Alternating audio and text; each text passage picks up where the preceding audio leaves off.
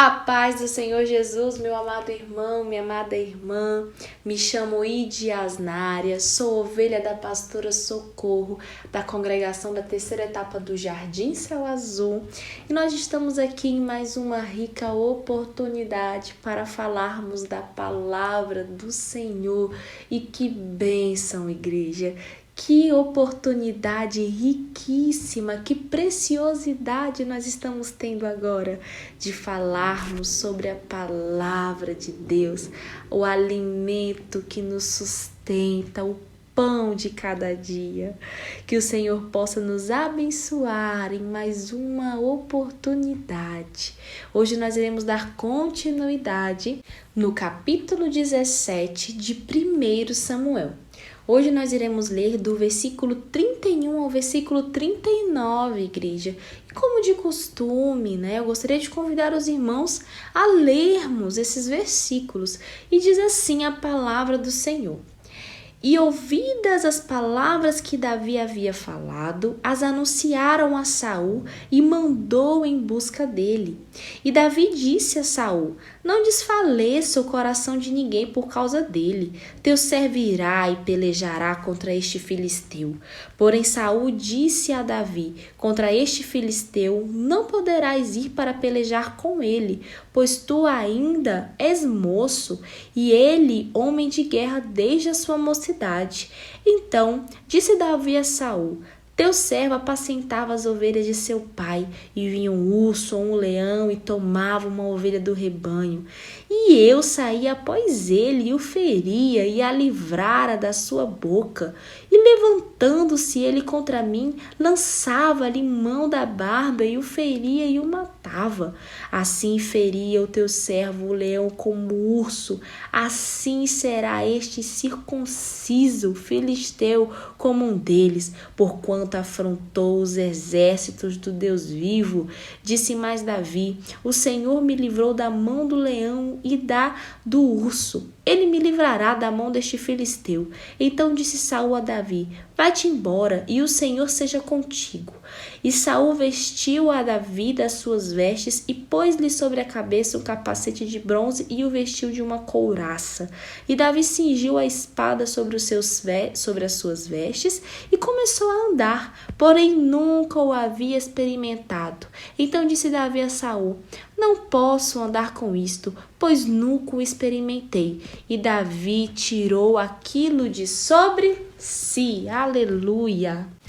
Nessa passagem nós iremos ver, igreja, que as palavras corajosas de Davi chamaram a atenção de Saul, que o convocou à sua presença. Quando ele se ofereceu para lutar contra o gigante filisteu, o rei objetou, com base na pouca idade de Davi. Como resposta, o jovem relatou a sua experiência com o leão e o urso que atacavam os rebanhos que estavam sob os seus cuidados. Os leões da Ásia, igreja, são muito semelhantes aos da África e, com base na frequência com que são mencionados no Antigo Testamento, mais ou menos 130 vezes, igreja. Eles eram muito comuns na Palestina nos tempos bíblicos. Os ursos eram os da espécie de cor marrom e até mais temíveis que os leões por causa da sua força superior e das suas ações imprevisíveis. No inverno, quando não era possível obter frutas silvestres, eles atacavam os rebanhos e levavam as ovelhas e os cordeiros. Mas a confiança de Davi, igreja, fundamentava-se em algo mais seguro do que a experiência como um pastor. A base era uma forte fé religiosa. Golias tinha desafiado o exército do Deus vivo, lá no versículo 36. Era o Senhor quem tinha realmente livrado o seu servo do leão e do urso. Foi Deus que livrou Davi.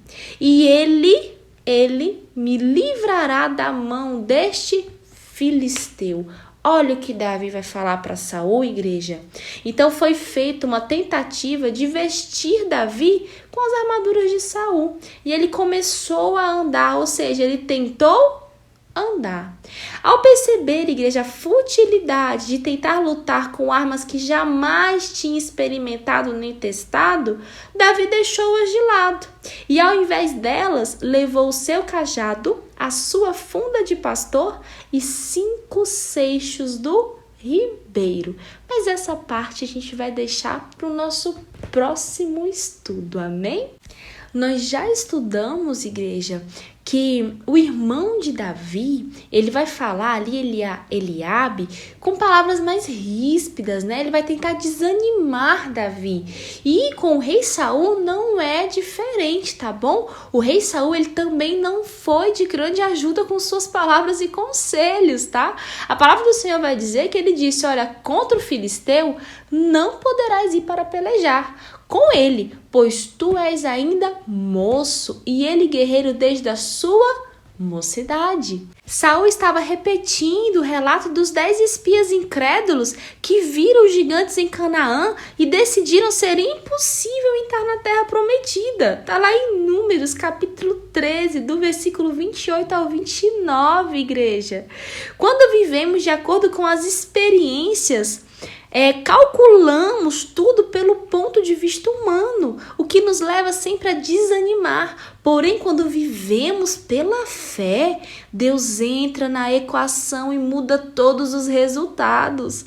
Davi havia experimentado o poder de Deus em sua vida e sabia que o Senhor poderia transformar sua fraqueza em poder. Enquanto ele cuidava de suas ovelhas, Davi havia matado um leão e um urso e sabia que o Senhor seria capaz de livrá-lo das mãos de Golias.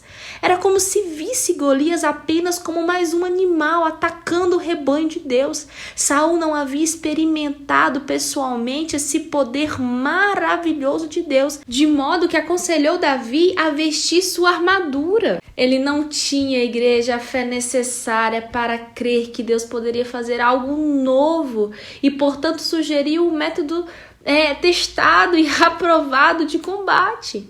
O rei Saul era um adulto e, aliás, era um homem grande e forte, igreja. Davi não passava de um adolescente. Imagine assim, como que a armadura de Saul ficou no corpo de Davi. Porém, homens e mulheres de fé, eles obedecem. A despeito de tudo que os entendidos, o que as pessoas mais velhas, as pessoas com mais experiência têm a dizer. O ânimo de Davi, ele procedia de Deus, e esse foi um dos segredos de sua vida. Porém, Davi se reanimou no Senhor, seu Deus. Apesar das críticas e dos conselhos desanimadores e inapropriados, Davi confiou no Senhor, seu Deus, e o seu Senhor recompensou a sua fé. Aleluia! Mesmo que Saul tentou dissuadir Davi, você não tem condições. Na Nova Versão Internacional é assim que vai aparecer. Bem, igreja, Davi por si mesmo não estava capacitado, mas no poder do Senhor podia dominar qualquer inimigo. Igreja, nós não estamos capacitados em alguns momentos de nossas vidas, mas no poder do Senhor nós podemos vencer Satanás, vencer o inimigo de nossas almas. Saul, ele tentou dar uma armadura para Davi, igreja, mas Davi, como nunca usou essa armadura, ele recusou. Imagina Saul dizendo a outra pessoa como deveria fazer para vencer. Davi vivenciara o poder de Deus, em particular nos campos, enquanto cuidava das ovelhas. Agora ele demonstraria esse poder em público para a glória do Senhor. Veja como em todo esse episódio Davi glorifica o Senhor. Aqui a lição prática, igreja, é que Deus dá-nos vitória em respostas à nossa fé.